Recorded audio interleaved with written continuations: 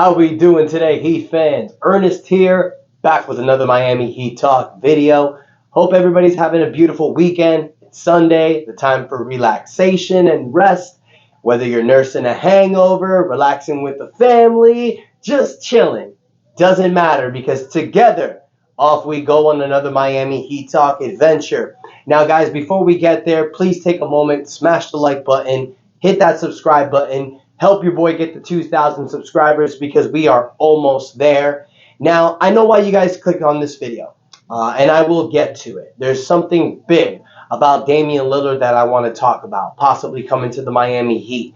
But a few things have happened that's gone on with the Heat that I want to address. First and foremost, we've made a few signings. Nothing huge, but stuff I want to talk about. We signed Eldonis Williams to another Exhibit 10-day contract. So that's somebody else that's going to be in training camp. Now, remember, these are not guaranteed roster spots. These are Exhibit 10 contracts that are basically minimum 1-year contracts that can be converted into a regular season contract, depending on how they do. We did it with Cole Swider as well.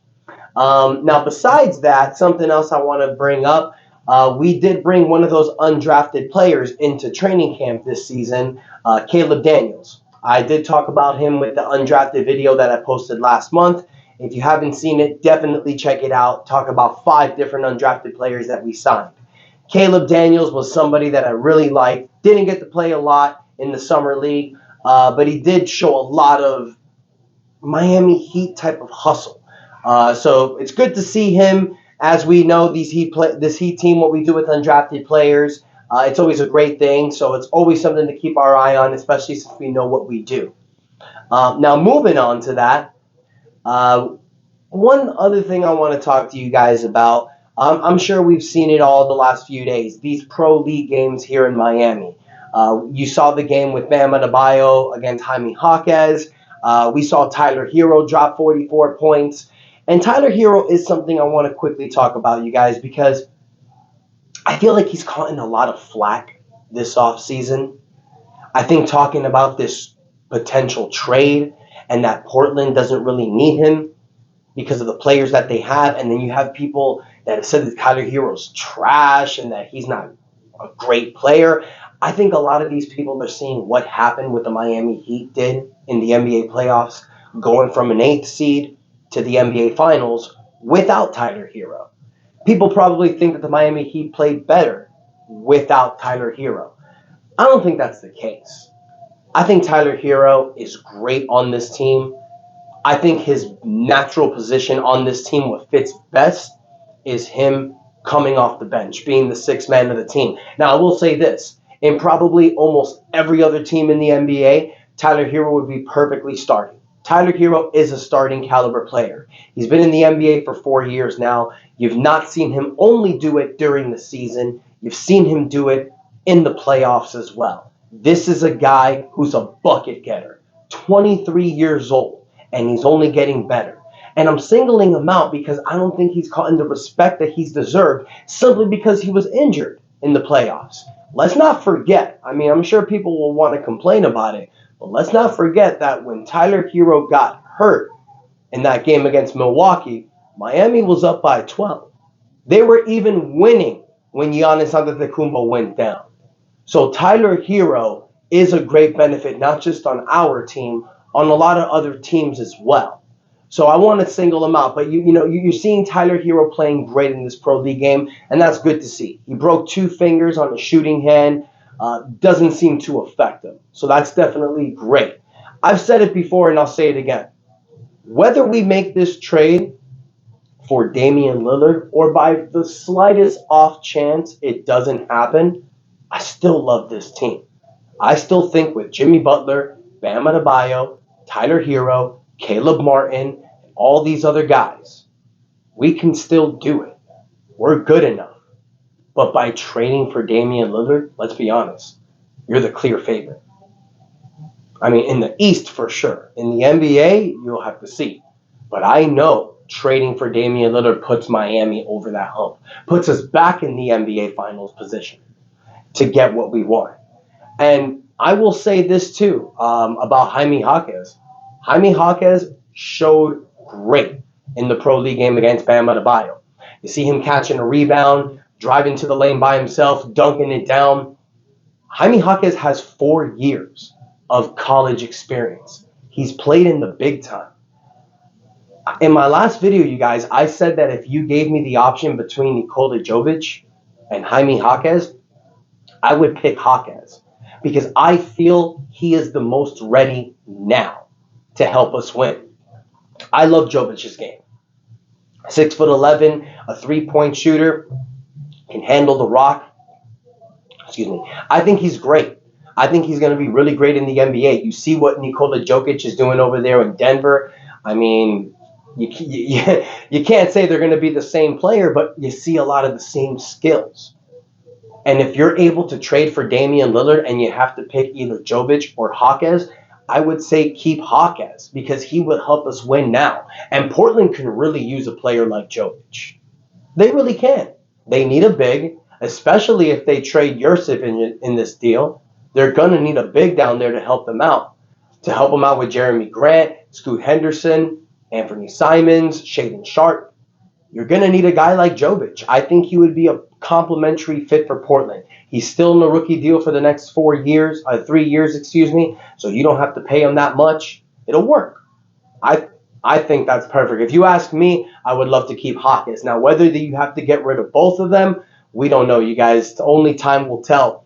And speaking of that, I wanted to go through these little topics that's gone on over the few days. I don't really think they're huge deals. I will say a big deal that we did sign Jamal Cain to a 2-way contract. I love that. I think Jamal Cain is definitely a diamond in the rough. Guys like him and Orlando Robinson, they're those next undrafted players here in the Miami Heat that may make some noise. So the 2-way contract guarantees him for a roster spot this season. Well, it doesn't guarantee him a roster spot, but he's going to be one of the 15. So let's see what happens. But it's like we've said before, you can't have enough wing players in the NBA. Jamal Cain in 18 games last season showed you that he was NBA ready, and he's only getting better. Jimmy Butler's not going to play a full 82. He's going to play anywhere from 55 to 65, hopefully 70 games, maybe not. It all depends. But the games that Jimmy Butler takes off, Caleb Martin will slide into that Jimmy Butler role, and we can easily have Jamal Cain slide into the Caleb Martin role. I think that's what Jamal Cain is destined for on this team. I love it. And why I like the signing is because you don't know what's going to happen. If Miami makes this trade for Damian Lillard, you guys, I've talked about it before, but I'll say it again. You're going to have to give up a few players. You're trading Tyler Hero to a possible third team. You're sending Kyle Lowry's expiring contract, which is perfect for Portland. You may have to send Jovic or Jaquez, maybe even both, maybe even another player. So that means Miami's going to have a few roster spots available. So by signing a Jamal Cain, first and foremost, you're not having to go deep into the second apron. It's a minimum contract, and it's a roster spot that's definitely going to give you help, especially when players can't play games. I love it. But why do I talk about that? Why do I say all that? And why do I even bring up Jusuf Nurkic's name? I don't really talk about him a lot. I've mentioned him a few times. But something happened the other day, you guys, that kind of like gave me question. Does he know he might be included in this package? Now, may not mean much, but Jusuf Nurkic did put up his house for sale in Oregon, selling it for $4.4 million. Now, look, this all may be speculation. He may be flipping it to gain an investment. You never know. But it's funny that when your name's in trade rumors and you sell and you put your house up for sale, says a lot. Just saying, I don't know what you guys feel about that. How do you guys feel about getting Jusuf Nurkic in a possible trade? If we get Damian Lillard and we get Jusuf Nurkic, yeah, we're going into the second apron, but you're doing it for a champion. I wonder how you guys feel about that. I know we've mentioned it a little bit in the past, but I would really like to hear everyone's opinion on that. And last but not least, now this is the big thing I wanted to talk about in this video, you guys. Sorry to make you wait to the end, but I wanted to go over everything. There's a few things that's happened with the Heat. I don't think it's like the hugest deals, but I wanted to talk about all the topics so we can have an open platform. Now, this last thing I want to talk about is a good one. The NBA recently started posting schedules for this upcoming season with the 23-24 season. We found out that the Miami Heat are playing against the Philadelphia 76ers in Christmas. Congratulations, the Heat are back in the Christmas game. Well deserved. Then another game caught my attention. February 27th. February 27th, the Miami Heat play against the Portland Trail Blazers at Portland. It is the only game that Miami will play in Portland next season. That game has been picked up and will be televised by TNT.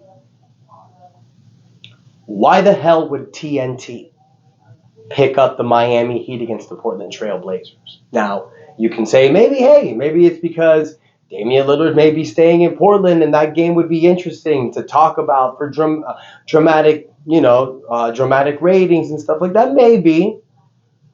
Or is it because the NBA knows that Damian Lillard is going to be traded to the Miami Heat and they want that game televised? If Damian Lillard stays in Portland, it makes no sense to have that game televised. That subject is going to be over in February. That's even after the trade deadline, February 27th. I'm telling you guys, the NBA knows what I know, what a lot of other people know. It's not a matter of if. It's a matter of when Damian Lillard will be traded to the Heat. Now, whether that happens before training camp, whether it happens before the season starts, like when Alonzo Mourning was traded to the Miami Heat, a day or 2 days before the regular season in 1995. Will it happen October, November, when Damian Lillard's frustrated with the losing and he just can't take it? It's not working with Scoot Henderson. Does it happen in February? Like right before the trade deadline.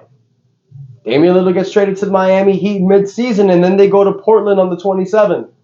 That'd be one hell of a talk. That'd be hell of ratings.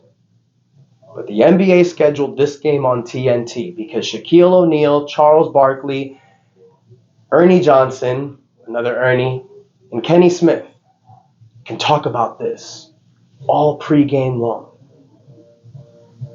I know, guys, this trade is going to happen. Now, I'm not going to say I'm 100% confident. I won't say that about anything in the NBA because you never really know. But at the end of the day, all the signs point that this trade is going to happen. And the only people that say it's not going to happen are just people hating on it. I'm as confident today, August 13th, as I was July 1st. Hell, even before that.